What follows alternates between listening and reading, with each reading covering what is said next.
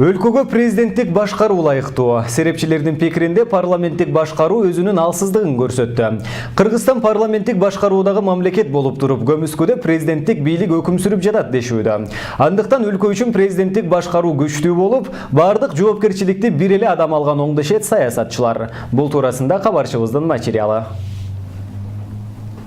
Кыргызстан Орто Азия мамлекеттеринин ичинен башкаруунун парламенттик жолун тандап алган алгачкы мамлекет. 2010-жылдагы инкылаптан кийин буга чейин 2 жолу президенттик башкарууну көргөн эл мындан ары парламенттик жол менен өнүгүү багытын тандап алган. Парламент мыйзам чыгаруудан тышкары өкмөттүн үстүнөн көзөмөл жүргүзүү, мамлекеттик бюджетти кабыл алуу, өлкөнүн ички, тышкы жана коргонуу саясатын аныктоо сыяктуу укуктарга ээ. Бирок серепчилердин баамында парламенттик башкаруу өзүн көрсөтө алган жок. Жыл сайын өкмөт башчылары алмашып, алардын бири дагы отчет берген эмес. 26 жылга кетип баратат. 26 жылдан бери өкмөттүн башчыларын бирдемеге шылтаалап кетиргенге биз ошону аябай үйрөнүп алдык да. Мамлекеттин башчысы да, өкмөттүн башчысы да бир киши болсо, ошол укугу менен ошол милдетин алса, ошондо моуреки өткөн мезгилден тез аранын ичинде чыгып кеткенге мүмкүнчүлүк болот эле да.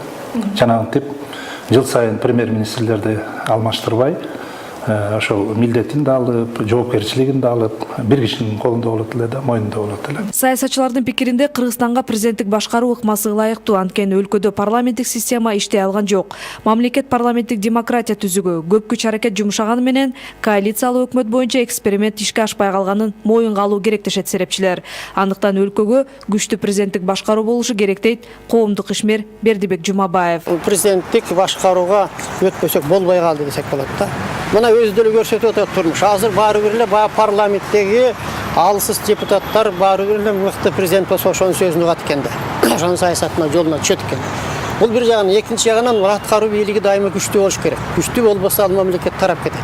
Так или иначе аткаруу бийлигинин башында турган адам абдан күчтүү болуш керек, ага абдан чоң полномочиялар берилиш керек да. Анан ошону гана аткарса болот да. Ошонун негизинде да алганда азыр аткаруу бийлигинин башында турган адам президент, мамлекеттик бийликтин да башында туруш керек экен. Анан ошого полномочиялар берилиш керек. Депутаттар, жетекчилер бийликтин кайсы гана бутагында болбосун Кыргызстанда парламенттик система камчы салдырбай иштеп жатат дегенден алыс экендигин жашырышпайт.